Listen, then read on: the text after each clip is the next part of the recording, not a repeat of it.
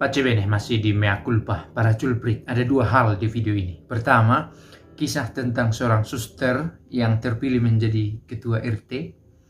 Lalu kemudian cerita ini mau kita kaitkan dengan intensi doa Paus yang secara khusus di bulan Februari tahun 2022 mengajak orang-orang untuk mendoakan para suster. Itu intensi khusus dari Paus Fransiskus, supaya kita memberi perhatian kepada para suster kita, the consecrated women di dalam gereja, yang memiliki banyak karya, entah sebagai teolog, katekis, pendamping hidup rohani, atau pekerja sosial yang bekerja di dalam gereja. Bukan untuk kepentingan sendiri, bukan untuk popularitas sendiri, tetapi dari dalam gereja, untuk gereja, dengan kekuatan dari Allah.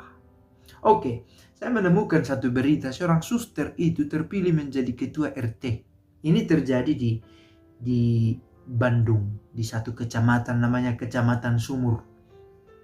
Oke, ada lebih detailnya tentang tempat itu, tapi kita tidak akan beritahu di sini. Suster ini dari kongregasi, dari Ordo Suster Ursulin, OSU, Ordo Santa Ursulin. Biarawati Ursulin, dan dengan nama Suster Asia, itu nama panggilannya. Nama lengkapnya Suster Teresia Asia Lori. Ia terpilih menjadi seorang ketua RT. Bisa menjadi pertanyaan, bisakah seorang suster bekerja untuk bidang itu?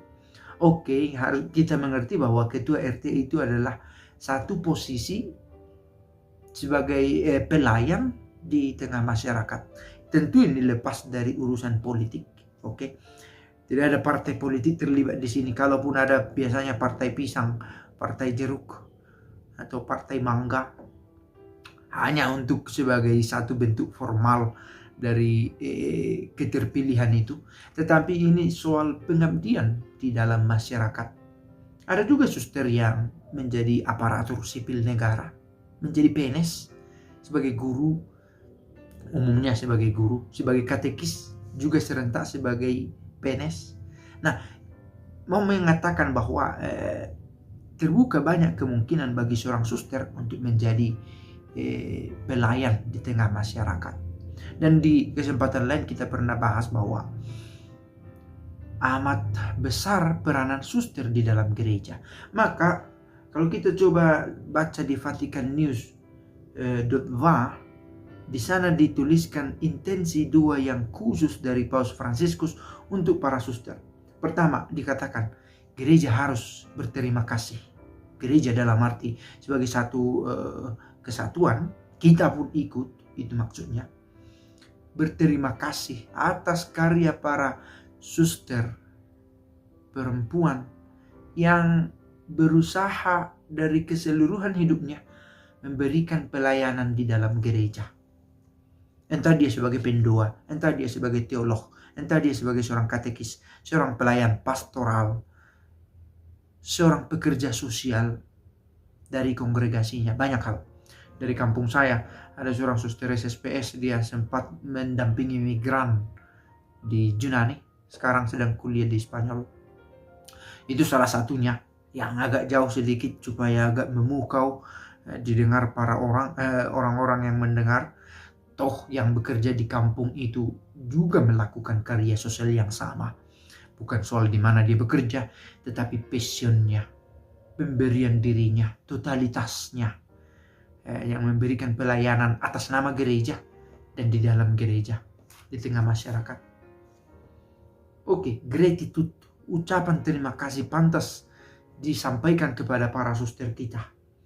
Meskipun kadangkala suster merasakan unfair treatment, katanya, perlakuan yang tidak adil.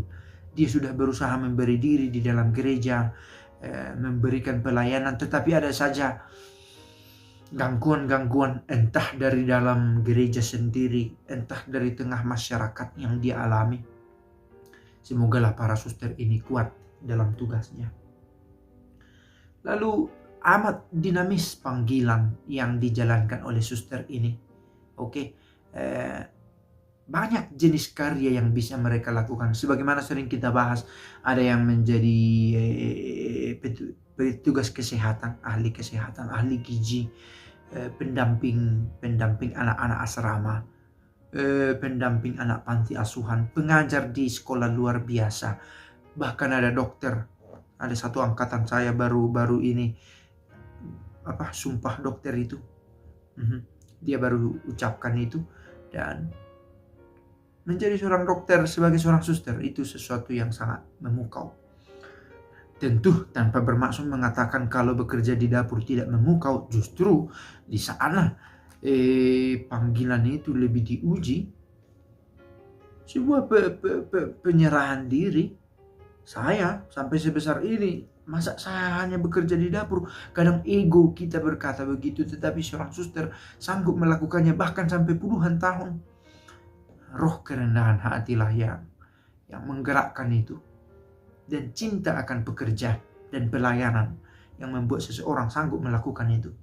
Sebagai manusia kita punya banyak cita-cita, kerinduan, tetapi harus bukan ditekan, tetapi di manage lebih baik supaya sanggup melakukan pekerjaan-pekerjaan kecil.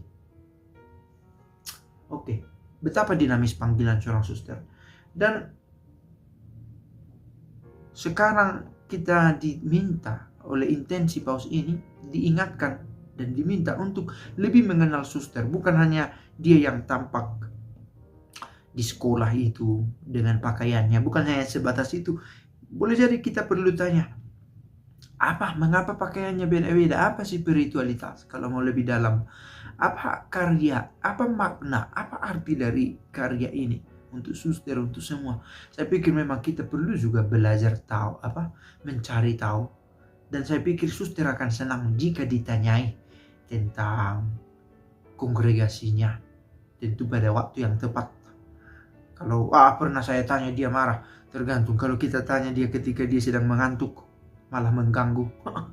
Artinya kerinduan kita untuk lebih ingin kenal, saya pikir perlu juga. Ini kesempatan, opportunity to know religious women better, mengenal mereka lebih baik lagi. Dikatakan di sini ada sampai 1900-an kongregasi yang sudah ada, dan itu yang terdaftar dalam di bawah satu naungan organisasi yang mencoba membangun kesatuan antara kongregasi ini. Saya pikir ini belum semua termasuk yang kongregasi diosesan yang dibentuk di keuskupan-keuskupan. Mungkin belum semua, tetapi yang terdaftar ini ada 630.000 women religious throughout the world, di seluruh dunia. 630.000 yang tergabung dalam satu organisasi yang disebut dengan International Union of Superior General.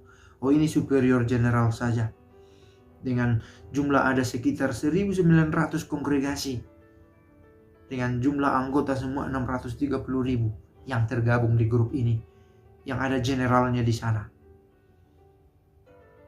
Maka satu kekayaan pantas disyukuri para suster, banyak dilakukan, termasuk menjadi ketua RT tadi. Nah, semoga kita juga semakin punya kerinduan untuk mendoakan mereka, mendukung para suster kita, dan mensyukuri apa yang mereka lakukan di dalam gereja. Dan boleh dikatakan panggilan saya juga dipengaruhi oleh para suster yang ada di sekolah saya dulu. Pace bene.